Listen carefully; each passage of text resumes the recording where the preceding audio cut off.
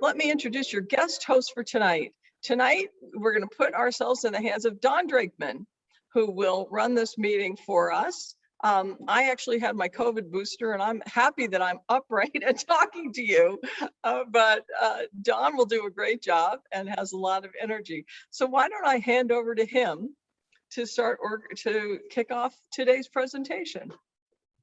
Great, thanks very much. And just a word to anybody looking for their COVID booster. CVS here on Hilton Head in the old Sam's Club Center seems to have a lot of appointments, and they have the Moderna vaccine. So I'm getting mine tomorrow, and I know there are others around.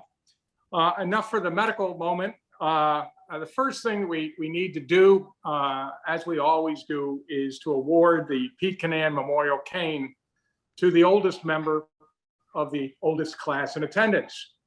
Here, not all of you may have seen the Cannan cane, but this was made by one of our members to honor Pete, who was a P-Raid leader, 2 years as the oldest member of the oldest class coming back to Princeton. And we now award our cane. And today, once again, it goes to Don Dwight of the great class of 53. And you can see him holding it thanks to the marvels of cyberspace. So Don, congratulations and thanks for joining us. Thank you very much. It's a pleasure and a privilege to have that cane. Super. So Don's classmate, Pete Conrad, was, I think, Princeton's first alum to explore space. And should space decide to explore us, I think our speaker today, Seth Shostack, will be the first to know. You've read his bio, that's why you're on the call, so I won't otherwise introduce him other than to say he's the senior astronomer at the Seti Institute and also a member of the great class of 65, along with Terry Brubaker. Many thanks to Terry for giving us the idea that Seth might be willing to talk to us. So without further introduction, Seth, we're really happy to have you. Thank you. Well, thank you very much, Don. Is this all working? Okay. I'm sorry you've made my video the only one because, you know, now you have to look at me, which is an unfortunate thing. I want to thank Terry, actually, for this opportunity. And, you know, Don just made it sound as if the burden was on the audience to be thankful. In fact, it's for the speaker. I have prepared 485 PowerPoint slides for this little presentation. And I was told by Cindy that maybe that was too many, or maybe it was Lisa, I'm not sure. But in any case, maybe I won't show those slides. I could, you know, I mean, we have aliens from all over the galaxy, and that might intrigue you. But on the other hand, I prefer, given the size of the group here, to keep it a little more interactive. In other words, I'll just prattle here for maybe 15, 20 minutes. And then after that, we can talk about what you really want to hear about, right? It's my experience that the audience often wants to hear about things that I'm not actually talking about. So let me just give you a little introduction here. I work at the Seti Institute. I'm not in lovely Hilton Head. I'm in, I guess this is Holiday Inn Head. I'm on the West Coast. This is the Silicon Valley. So just south of San Francisco, about an hour in Mountain View, California. This is where Google is, in fact. And Facebook is up the road, maybe 5 miles. So you can, you know, think of that whatever you want. Now, we're located here because NASA is also located here. And the project that I'm talking about, looking for extraterrestrial intelligence, was, when I joined in, a NASA project that was killed in 1993 by a congressman from Nevada, Democrat. And he was canceling the NASA program to look for aliens only because he was looking for an issue that would get him reelected by his constituents. So this guy, Richard Bryant was his name. Richard Bryant, you know, he first tried to make an issue out of wearing fur. That didn't go very far. Then he tried making an issue out of Yucca Mountain, which was a place they were going to put nuclear waste. And he had a little bit of traction with that, but not much. Finally, he latched onto this search for extraterrestrial intelligence, saying, look, these guys have been at this for a while, and they haven't found a single little green fellow. You can find this in the congressional record, which is true. We had, but nonetheless. And if you actually, you know how this works. If you actually try and talk to these Congress people, usually they don't want to, because they don't want to be, informed about what the science might be. They just need an issue. So he killed it. And I remember when it happened, I was astounded. I was the new kid at the Seti Institute, and the news came over the television on the C-SPAN. We were no longer in business. And I remember driving home, my next door neighbor was washing his car in the driveway. And he said, well, Seth, I see you're out of a job, but at least I'm going to save 3 cents per year on my taxes, which was true. That was about what it was. And I don't know what he did with those 3 cents. He may have bought that BMW he had, but whatever. Okay, so what we're doing now is all funded actually by donations, in fact. And it's been that way since 1993, which means the effort is obviously far more modest than it had been. But I bet an audience, this was in Europe, but about 8 years ago, I bet everybody in the audience a cup of Starbucks that we were going to find evidence for ET by 2035 or thereabouts. And, my wife has been buying Starbucks stock ever since. I may have to buy a lot of coffee, but on the other hand, there's a reason for my optimism. So let me tell you how we're doing it. First off, why do we even think that there are aliens out there, right? I mean, sometimes when I go to parties, well, that's not very often. I don't get invited to parties, but you go to a party and people hear what you do for a living, and they'll come up to me and they say, do you really think there are aliens out there? And I said, my usual answer is, well, yes, of course. Otherwise, I wouldn't keep this job. It's not that remunerative, right? But there's actually a reason why we think there are aliens out there. Something that we didn't know even, 24 years ago, and that is planets are as common as fire hydrants. Well, actually, they're a lot more common than fire hydrants. There are planets everywhere.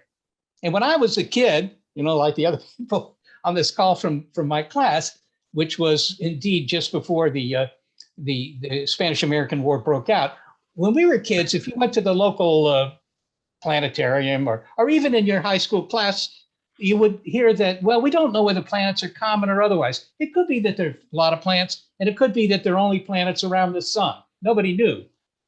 Now we know. We now know that almost every star out there has a retinue of planets. Okay, so that's good. Now, most of those planets are kind of worthless, like Neptune, right? I mean, how big a role does Neptune play in your life? Ask yourself. If we were to remove Neptune tomorrow, just call up got junk and just get rid of it, would that make any difference in your life? And the answer is really it wouldn't. Okay, so most planets are like that. There's nothing, you're not going to get any life on a place like Neptune. You might get life on Mars, of course, maybe in the clouds of Venus. There are 3 moons of Jupiter where you might have life. There are 2 moons of Saturn where there might be some biology. But if you find that, what's the consequence? Because there are people trying to find it, mostly who work for NASA. NASA has big programs, as you know, they fire off hardware to Mars all the time, right? And, they want to go to the outer solar system, to the moons of Jupiter, too. These are all places where you might have liquids, like liquid water, mostly. And if you have liquid water, you might have life. But if they find life in the solar system, if you pick up the newspaper tomorrow, if anybody remembers what a newspaper is, or you open up your browser, right, and you read the headline, life found on a moon of Saturn, for example, that life is going to be microscopic. You're going to need a microscope to see it, right? And, you might say, well, okay, my tax dollars allowed NASA to find pond scum in space. And, so what? Well, here's the so what, aside from the fact that your taxes had gone up a very slight amount. The so what is that if you find life somewhere else in the solar system, unless that life is somehow related to us, and it could be if it's a life on Mars, but probably not, that life proves that biology is all over the place, right? If you find it in 2 spots, you can be sure you're going to find it in millions more if you just look, okay? So that would be important. That's why this story would be important. Not that pond scum per se is so important. I mean, people say all the time, I got pond scum in my bathtub at home. I don't need to spend hundreds of millions of dollars to find pond scum. But the point is that, of course, now you see that, well, biology, given even harsh conditions, life finds a way. Right? It sounds like those advice columns in the newspaper, all right? So life finds a way. So that would be very important. And as I say, NASA's working on that. And when do you think that they'll find it? Well, nobody knows, but if it's there to be found, it'll be found within 20 years at the outside, right? So you're going to see that. This is going to happen in your lifetime. You could have been born during the time of Julius Caesar. You wouldn't see anything about life in space. So this is a very special generation. But we're looking for intelligent life, and people will ask, oh, intelligent life, what does that mean? Is there intelligence inside the Beltway? What is intelligence? We have a very pragmatic definition of what intelligence is. If you can build a radio transmitter or a laser, then you're intelligent, right? So, you probably should ask yourselves, can you do that? And you can decide whether you're considered intelligent by the Seti community. So we're looking for signals from far away, not in our solar system, not around Mars, Jupiter, Saturn, or any of those places. We're looking for life that's maybe, well, would be tens or even hundreds of light years away, that's intelligent enough to build a radio transmitter so we can eavesdrop on their signals. That's the way SETI has worked for a long time. Now, the other question I get at parties, aside from where did you get those hors d'oeuvres, the other question I get is, well, have you found anything? This is kind of, always a striking question for me, because obviously if we'd found something, you'd know about it, right? But when I say no, they'll say, well, are you close?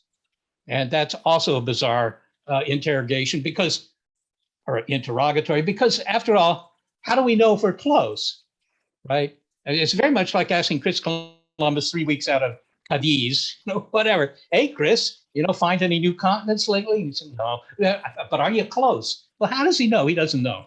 So we're in that same situation. We haven't found it, but at least I have a cup of coffee wager that we will find something within the next 15 years or thereabouts. And that's based on the speed of the search, which is based on computer technology, which, and I'm here in the Silicon Valley, doubles in capability per dollar every 2 years, roughly. Okay, that's been true for 3 decades now. You know that if you tell people you have a 4-year-old laptop, you're dropped from their social circles because that's so old, it's just regrettable. And that's because of this rapid increase in the speed of computers. It also affects us. Okay, having said all that, let's get to some more interesting things, such as, well, if you do find a signal, what happens? What are the aliens like? What are they saying, right? How would that affect me? Well, when people ask what the aliens are like, and I occasionally deal with Hollywood, the writers or the directors will call up and they say, look, I need to know what the aliens look like so we get this right in my movie. I don't know what getting it right means. We have no idea what the aliens look like, right? They ask 2 other questions too, by the way. They ask, what weapons do they have? And of course, that's generally interesting for them, because in most movies, the aliens take us on, but never win, which is totally it's totally unrealistic, by the way, but never mind. And the third question they ask is, what weapons they have, what do they look like, and why are they here? I think that's a good question. Why would aliens come here? Right? Remember, 1/3 of America thinks that they have come here. 1/3 of America, 100 million people figure that, aliens are cruising our airspace and teasing our Top Guns off the coast of Southern California, by, I don't know why they would do that. It's a long trip to do not very much. The aliens have been here, according to these. Pardon? I'm sorry? Let me go by. Yes. Oh, I don't know if that's a question or not. It sounds like it may not. Okay, but in any case, there is this question, what would the aliens? So sorry, Seth, that was my fault. You just need to unmute. Maybe not. Maybe it was. Maybe by general consensus, it was a good thing to do, perhaps. But what the aliens might be like, I mean, in the movies and on television, they're always the same. They're always kind of humanoid, right? They're short, and they have 2 arms, 2 legs, no hair, usually gray complexions, no whites in their eyes. And that's if you look at those guys, that's kind of a projection of what we think we will be like in a million years, right? I mean, we're losing our hair. Those guys have lost all their hair, right? All these other things. Our eyes are getting bigger because everybody's looking at their phones all the time. So, the aliens in the movies are sort of humans a million years from now. There's no reason that the aliens would look like that. But on the other hand, from Hollywood's point of view, it's actually a good thing, because if they had aliens that look like a bicycle or something like that, you'd say, what the heck is that, Bob? Right? You wouldn't know. But this way they can avoid having to tell the backstory that this is an alien, right away. The real aliens probably don't look anything like us, right? If you'd ask dinosaurs, 70 million years ago, hey, what do you think the aliens going to look like? And they would probably say, well, they're going to look like dinosaurs, but no hair, right? That doesn't make any sense. What they probably will look like is something that's not biological.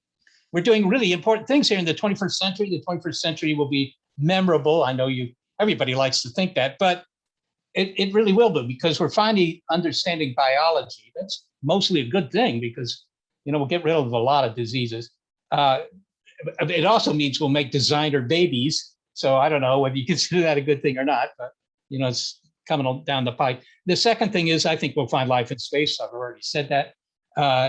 And the third thing, which I think is probably the most important, that is, we're kind of inventing our successors. No species has ever been able to deliberately do that, but we are. We have machines today that can beat anybody in chess or poker or Go or something. I mean, that's sort of fun, but it isn't terribly significant.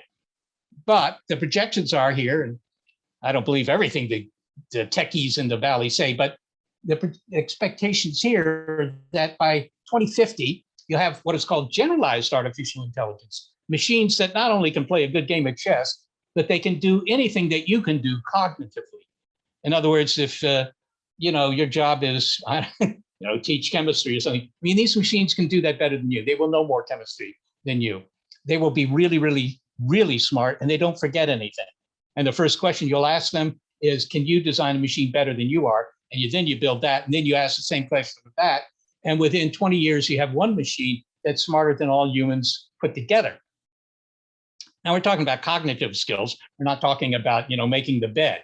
That's harder. But on the other hand, the cognitive skills part are important, right? So what happens when suddenly we have machines that are much smarter than we are and that are continuing to improve their intelligence? What happens to Homo sapiens? And the answer to that question is, I don't know the answer to that question. I don't know.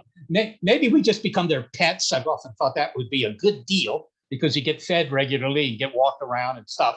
I don't know. I don't know that it means the end of us, but it is significant. And that's what I figure what the aliens actually are. They're thinking machines, because they've already gotten to this stage. The ones that haven't, there are probably plenty that haven't, but the ones that haven't, we're not going to hear from.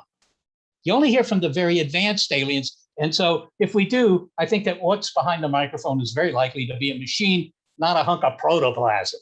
I mean, think about it. What kind of a model for intelligence is Homo sapiens, right? I mean, you get born, you have fun for about 5 or 6 years, then they send you to school, you have less fun.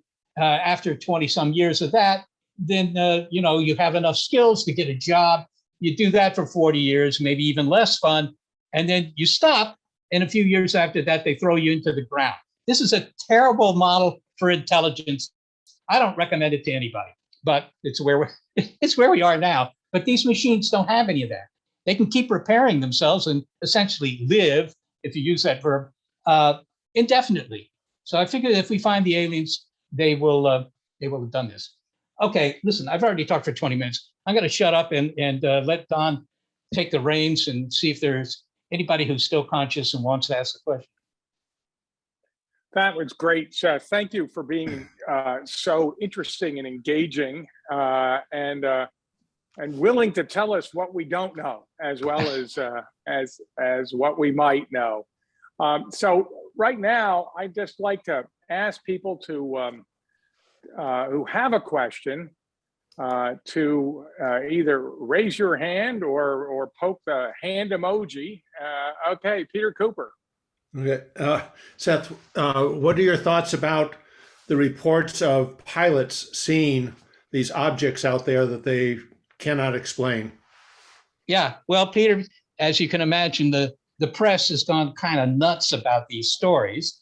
It was, after all, a front page article in the New York Times in 2017, and then again 2 years later, talking about these videos. And if it's in the New York Times, well, it must be true. And it is true to the extent that these videos were made by gun sight cameras, infrared gun sight cameras on these F-18 Super Hornets. Now, right away you can say, so what are these things? As it turns out, and if we had time, if we were sitting across from one another at the dinner table, I would throw you a couple of sketches. But you can think of explanations for everything that's seen in those videos in very conventional things that sort of look like a Tic Tac, the Tic Tac video, looks like a peanut, a dark peanut. These are infrared cameras. They're sensitive to heat. So this fighter jet, it's up at, I think, like 22,000 feet, whatever. That means the horizon is 160 or 170 miles away. So you can see things very far away when you're up that high. And if you had a commercial aircraft, say a 2-engine jet that was on the order of 100 miles away from you, you wouldn't see it with your eyes, but the infrared camera would see the exhausts from the jets, which is very odd. So you see it. And then the next thing you know is the New York Times is saying that we have cosmic visitors, but maybe all you found is a flight to Trenton or something like that. So there are explanations for all these things. I can't tell you how many media companies have called me up to think, well, to ask me, does this mean the aliens are here? Just two more things on that. One thing to keep in mind is they've only been seen by these Navy pilots. They claim they see them every day. Now, you might ask why aliens would come all the way to Earth just to tease our Navy pilots. And they're also only seen by pilots that are flying F-18 Super Hornets, right? That would be like driving through the Pacific Northwest here in a Buick and you see Bigfoot. But only people in Buicks can see Bigfoot, right? You would question that. You would think, does that say something about Bigfoot or does that say something about Buicks? I don't know. But honestly, I don't think we're being visited. I think if we were being visited, you would have plenty of other information that would corroborate that. We have almost 1,000 Earth satellites, right? Whizzing around the Earth, making photos all the time. They're not all US satellites either. They don't find any aliens. Why not? I was getting on a tear there. Yeah. Thank you. Very interesting. Let me get back to seeing who's got a hand out. Nancy? Go ahead, Nancy. She's muted. To unmute. There we go. Okay, so we know from you now that we can't be excited about, flying aircraft or whatever, but let's get back to 2035. What is it you imagine? How would this contact be made at this point? I mean, why that timeline, and what is it we're likely, more than not likely to receive? Yeah, well, Nancy, first off, I have to say that's my personal opinion. And I actually threw that comment out mostly to get the attention of the audience, which was clearly beginning to wander. So some of it is maybe sensationalism, but I do think that it's true nonetheless. And it's because if you look at the speed of the searches that SETI scientists are doing, by about 2035, we should have investigated or looked for signals, if you will, from about 1 million star systems. Now, there's nothing magic about 1 million, but it's just my gut feeling that if you look at 1 million star systems, it seems to me that you're likely to trip across some alien signals. So that's the reason I say that. Does that not impress you? Very helpful. Okay, Cindy. Thank you so much, Seth. This is so interesting, and I have like a whole list of questions, but I'm going to start with one, which is something that's been on my mind for a few years. I went to an event in Switzerland a few years ago, and I ran into a Princeton professor whose name I honestly don't remember, but he had come out of Silicon Valley and he studies artificial intelligence and robotics.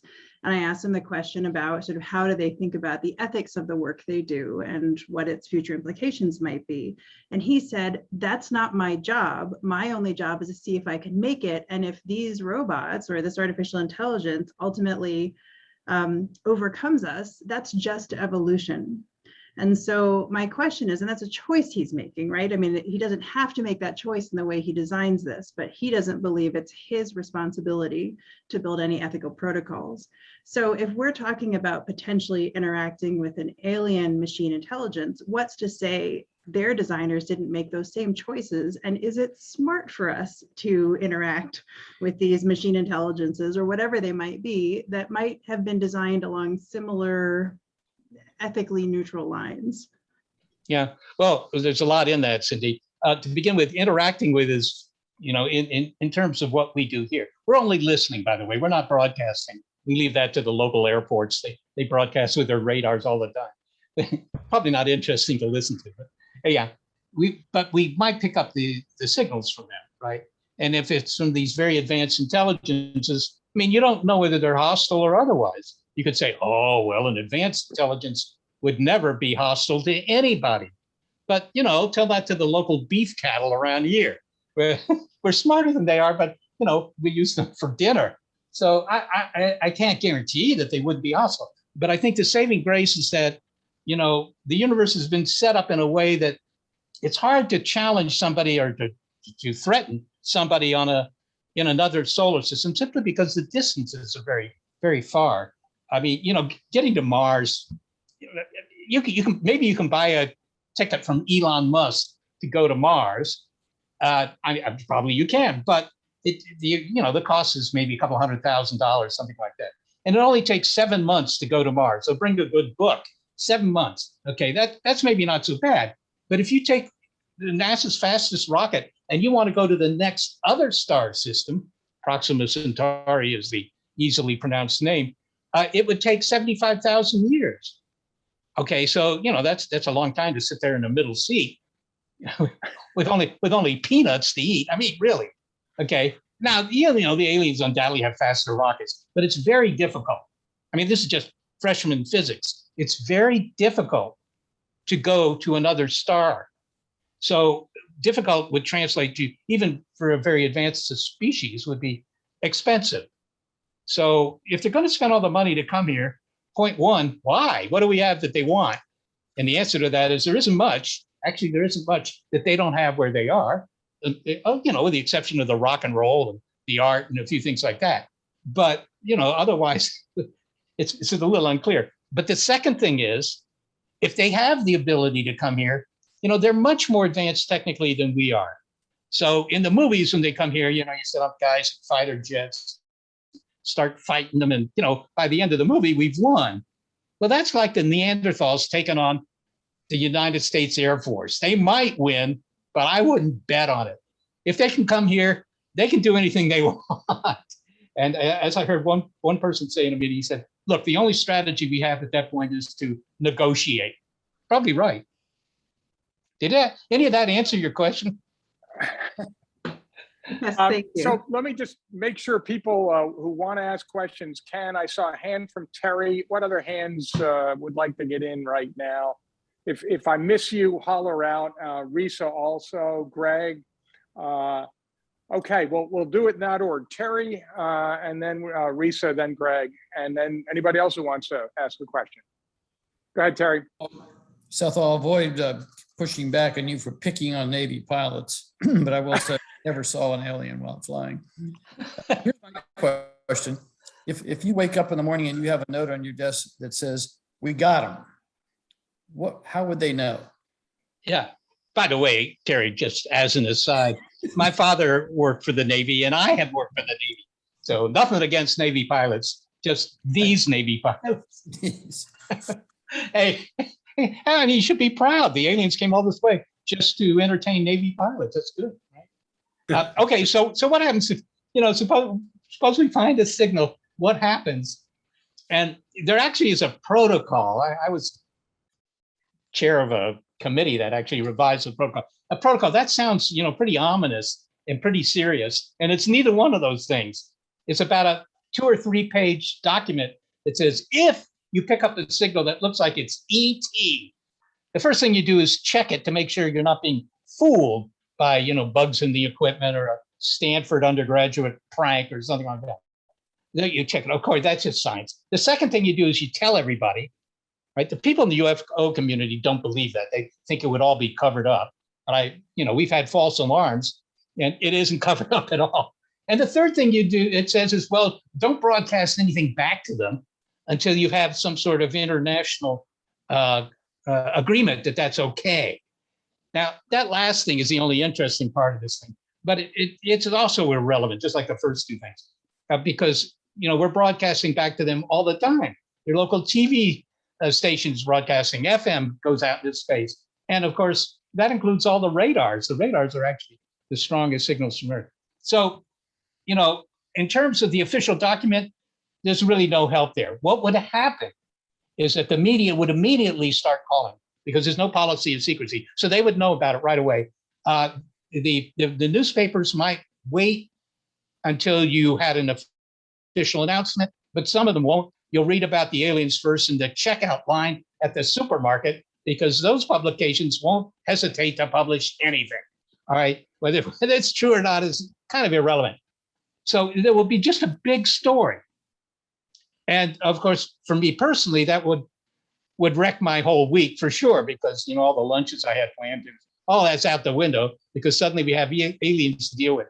But other people who have antennas or whatever, the equipment that's required to find that there's evidence, they would jump on it right away, right? You make a claim like this, it's like claiming you found a cure for cancer or claiming that you've made cold fusion work or something like that. Immediately, all your competitors jump into the ring and try and prove you wrong. That would happen. But at that point, presumably there'd be some real money to do this. It wouldn't just be running on, small donations. If you had real money, then you could build a big enough antenna, big enough receiver of any kind, so that maybe you could get the bits, the message, right? So because they're not going to send it just an empty signal into space. It would have a message, but we couldn't pick it up with the equipment we have now. But if you found a signal, you would, and then you would have all these bits. It's like opening up the door to an Egyptian tomb in the Valley of the Kings, and you see these hieroglyphics everywhere. And you wonder, well, what will these things say? And you would spend a lot of time trying to figure out what they say. I think that's what it would be. But remember, they're far away. And not only does that mean you're not going to go visit and they're not going to come visit you, it also means that it's going to be hard to have a conversation. If they're 100 light years away, you say, hey, we're the Earthlings, and we got all these used cars. You might want to borrow a couple, right? It'll take 100 years for that to get to them. And if they deign to reply, it's another 100 years. So 200 years have gone by, at which point your personal interest in the whole project will be less. So, it's not even conversation, probably. Super, thanks. Okay, Risa, then Greg, and any other hands, wave them my way. Okay, Risa. You actually just answered. Uh-oh. If we did get a signal from somewhere and the distance is so vast between these galaxies, it would have been the time frame would have been so obscure that how could we possibly communicate, because the person that we were communicating with probably died 300 years ago. So I was just kind of asked about, like, if we got a ping, what would you see as a time frame? How long would communication back and forth take? Yeah, well, Risa, I mean, the most optimistic scenario is that there's somebody in our backyard. That's, say, the nearest other star system, Proxima Centauri, the aforementioned Proxima Centauri. And that particular star system is about 4.5 light years away. So if you wanted to get into conversation with them, you could. It'd just be slow, right? You say hello, it takes 4.5 years to get there, and their response takes another 4.5 years. So it's not like texting your buddies, right, where you can expect a response within seconds or minutes. Here, you could expect a response in the next decade. And that's the fastest it could be. If you say, well, what's the more likely distance? Well, if you say 1 in a million star systems has aliens, just to name something, that means that on average they're about 100 or 200 light years away. And that means conversation is really tedious because it takes centuries to have an exchange. And so maybe you just want to send your personal diaries into space, so they have that to read while you expire down here. Thanks. Okay, Greg. Yeah, I guess my question comes back to if we're really searching, if we think we're really searching for sort of this artificial superintelligence, but we're looking for radio waves. What makes us think that this intelligence will continue to really publish these signals after we pass the singularity? Yeah. Well, Gregory, that's a good question. I get emails all the time from people who say, "You guys looking for radio signals? Radio is so old school." Well, yeah. I mean, Princeton is old school. What does it go back to? It goes back hundreds and hundreds of years, but it's still a school. It's still a good school. In terms of radio, the reason we have opted for radio, not exclusively, by the way, but most of the experience, our radio experience, is because radio waves are very cheap to produce, right? The amount of energy required is not very high. So that's an advantage. The second thing is, it turns out that they go right through all the dust and gas that hangs between the stars, which would block light over big distances, ordinary light. So radio has some advantages. I mean, you could look for things like, we look for flashing lasers. You can send more bits per second with a laser than you can with a radio wave. But on the other hand, it's hard to sort of broadcast light waves to the entire galaxy. So yeah, maybe they're not doing it, and maybe we're just very, very a little too parochial, thinking that they'll have radio. But on the other hand, look, the wheel is a pretty old invention. We still use it, right? So. Any other questions? I have one. Seth, at the beginning, Lisa mentioned a report recently of a radio wave that seemed to come from deep space. And then I thought I saw an article suggesting that maybe that was an undergraduate intern reading the data backwards.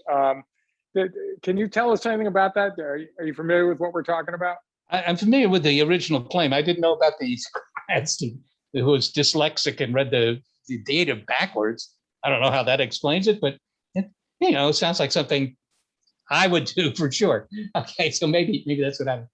Look, what they found was indeed a signal coming from not the other side of the galaxy, but in the vicinity of the galactic center. It could be aliens. It could be not aliens. My bet, without any further knowledge, is that it's not aliens, because that's just like the discovery of the quasars, the pulsars, fast radio bursts. I mean, it's a pretty long laundry list of new phenomena we found in space, which people at the beginning always say, this could be the aliens. And it could be, and it's worth considering that. But on the other hand, that's an argument from ignorance, right? I don't know what it is, Bob, so I think it's probably ET. Yeah, it could be, but all of them have turned out to have natural explanations. And I think that this signal will be in that camp too. At least the odds are that that's what will happen. Also, why would aliens just send a very short signal, right? You can't get much information in a short signal. Great, thanks. Terry, do you have your hand up again? Yeah, I just wanted to come back to my question, Seth. The first part of that question was, how will you know? What will it, when you wake up and somebody says we found them, what will they have found that will know that they found something? Yeah, I actually had that experience. It wasn't that I was asleep, but I was about to have dinner and the phone rings and it's the boss of the Seti Institute. And he says, Seth, I think you ought to get down here. What he meant was to the office, which fortunately isn't very far away from where I live. So I just went down there. And this was like 7 o'clock at night. And many of my, fellow Seti Institute employees were sitting around a bunch of computer screens looking at some signal. And it looked like it was the real thing. But we don't immediately assume that it's ET. You keep doing tests, right? Is this really ET, or is it just a telecommunications satellite wheeling around the Earth, sending back data. And we picked that up by accident. And we think, oh, it's some sort of alien transmission. So there are a lot of things you have to do. And in the end, what you do, the most definitive thing is you call up somebody at another observatory, right? There are other radio observatories, and around the world. Probably you would get somebody who's not even in the US. And you say, look, I know you're busy, but can you interrupt your program there and just look in this direction? You give them some coordinates and see if you see a signal, and see if they find the signal at the same frequency that you do. That would be the check that this isn't some local phenomenon, right? And that's what you would do. And all of that would take a couple of days, by which point, of course, the story will be all over the less reliable news outlets. But that's what would happen. And then, right, then it would become a big story. It would be front page on the New York Times, you can be sure. Would it change humans? Would it change our society? Not at first. I don't think. It would just be a big story, right? Over the long term, it might, if you could ever decode the data in that signal. Maybe you suddenly can short circuit 100,000 years of history and leap into the future. I mean, you could make up a story like that. But I think that even if you couldn't do any of that, it would still be interesting, because now you would know that what's happened on this planet has actually happened many, many, many places. There are 1 trillion planets in the Milky Way, and there are at least 1 trillion other galaxies.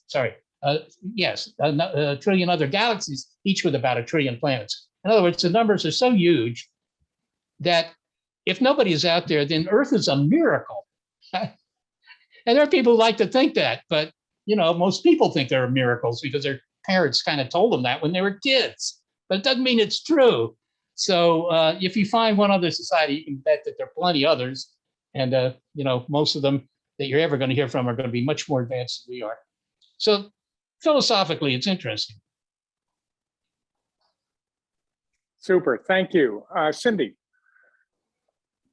Yeah, I have a follow-up for that. Hang on, there we go. Are radio waves only produced by sort of intentional creation? Is there anything in the universe that might emit radio waves that we would confuse them with? Yeah, no, we wouldn't confuse them, but there are plenty of things that emit radio. I mean, that was my thesis, actually, was in radio astronomy. So I was studying galaxies. The gas in galaxies makes radio noise. The sun makes radio noise, right? Jupiter, Saturn, they make radio noise. I mean, lots of things make radio noise. Even people produce radio waves, not very many of them. It's hard to pick them up, but anything that's warm will produce a little bit of radio radiation. So nature produces a lot of radio waves, but the point is that a quasar, a pulsar, or whatever, no matter where you tune on the dial, you can find it. It's producing radio waves all up and down the dial, and a transmitter doesn't do that, right? Here's KGO, 810 kilohertz on your radio dial. It's at a particular frequency. That's how you can tell.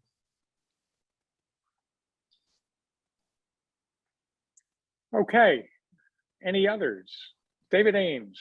Yeah, Seth, my question's earthbound.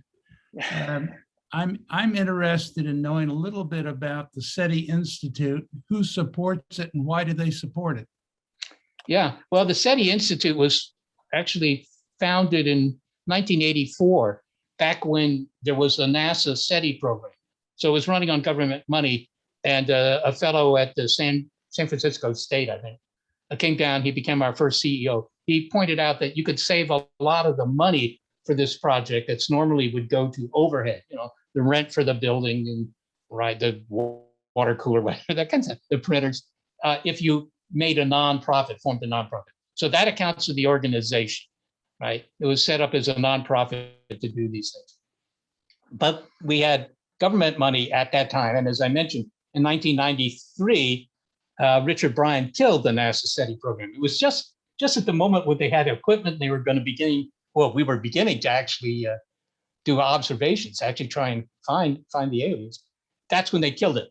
And at that point, one of the people who worked for the Institute had been a vice president at Hewlett Packard. So he just got on the phone. He called Bill Hewlett, Dave Packard, and also Gordon Moore and Paul Allen, right? These are all tech leaders. I think the names are familiar to many of you. And those guys pledged to give some real money, $1 million a year for 5 years each. But they all knew this guy who was calling them.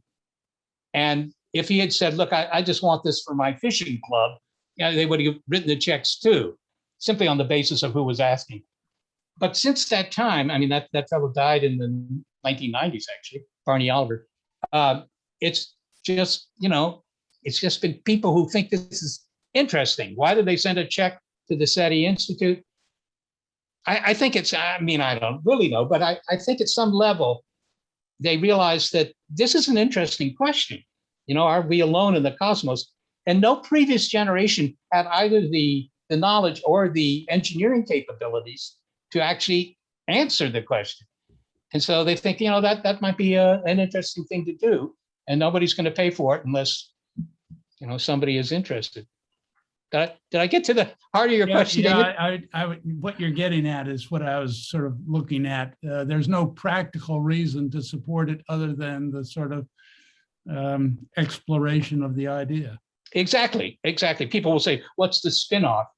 And our CEO is pretty ingenious about coming up with spin-offs. It's useful for diagnosing breast cancer and so forth, reading the images and all. Yeah, there are some spin-off things, but basically it's exploration. It's exactly what you said.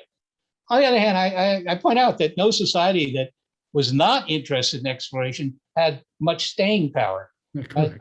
That's right. So exploration, I don't know that it's just a trivial, superficial sort of activity. I think it's essential for any society that wants to have staying power. I agree. Hey, Seth, if I could jump in, I'm trying to imagine as a businessman, how you keep people pumped up and motivated when the odds of success are what they are. Yeah.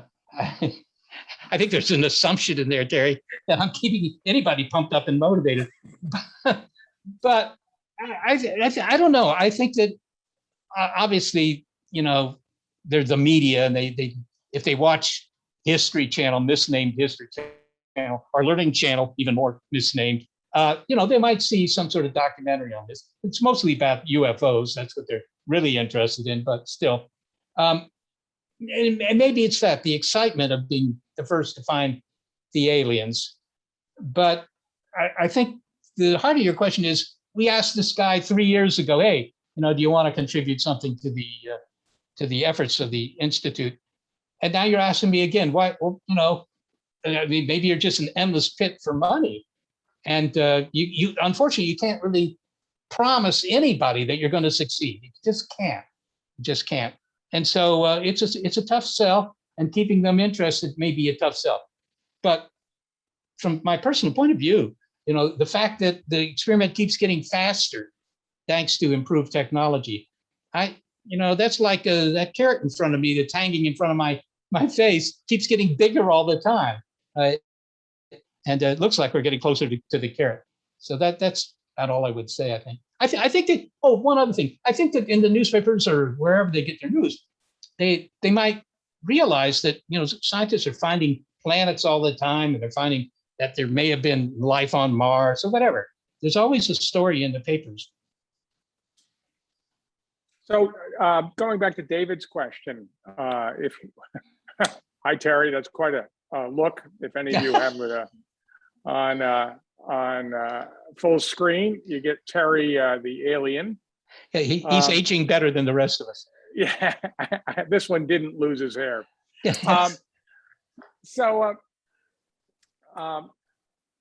Movies, every few years we have a blockbuster hit about alien invasion. How's that affect fundraising? Well, I don't know. I don't know that it does, actually. I mean, Hollywood loves aliens because, after all, I mean, when the Soviet Union collapsed in 1991, that was bad for Hollywood because, where were they going to get the bad guys in the movies, right?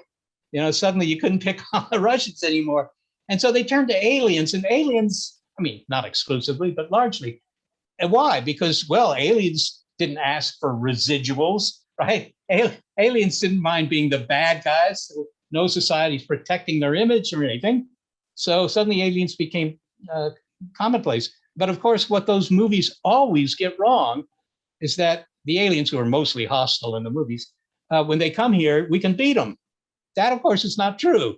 So, but, you know, Hollywood's not going to make a film where the aliens come here and, you know, not only flatten Los Angeles, which after all, I live here in Northern California. If they flatten Los Angeles, you know, oh, no skin off my nose. But not only do they do that, they just destroy the earth, right? And, you know, well, did you like that movie, Ralph? You know, well, so they're kind of locked into it. Okay, well, if the aliens contact you first, we know where you're going to aim them. Okay. Any other questions or comments? Otherwise, geez, I think we ought to all give Seth a real or virtual applause, because this was just fabulously interesting, and he's a very fascinating speaker. So thank you very much. Thank you, Don. And thanks to Terry. Terry is the guy that should. Thanks so much, Seth. Terry, that was great. And I hope, Cindy, you got a screenshot of Terry in his alien outfit. That ought to go on our homepage, if nothing else. That was not an outfit. I know. You're wearing yours now. That was just you turning the other direction, right, Terry? Well, Everybody, Thank you, thank you. and you'll hear Thank about you. the Christmas Zoom party soon. Thanks, everybody. Thanks, Bye. all. Good hunting, Seth. Thank you.